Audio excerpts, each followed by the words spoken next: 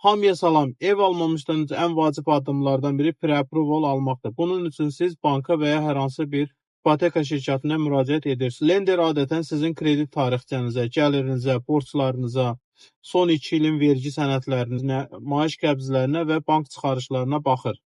Sonra sizə nə qədər məbləğdə kredit ayıra biləcəklərini və sizin aylıq ödənişinizin nə qədər olacağını deyir. Özünüz yaşamaq üçün alırsınızsa, adətən biraz daha faizlər olur və ilk ödənişiniz az olur. Bəzən dövlət proqramları var, siz onlardan istifadə edə bilərsiniz. Bunlar sizin hər hansı bir xərcinizi qarşılayır. Alırsınızsa, investisiya üçün şərtlər biraz daha fərqlidir.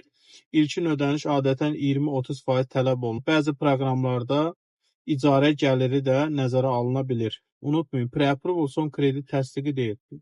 Ev seçiləndən sonra həm sizin sənədləriniz, həm də ev yenidən nəzərdən keçirilir. Pre-approval aldıqdan sonra yeni kredit xətti açmayın, böyük alışlar eləməyin və ən vacibi lenderin verdiyi maksimum qiymətə fokuslanmayın. Məqsəd sizin üçün rahat olan aylıq ödənişi seçməkdir.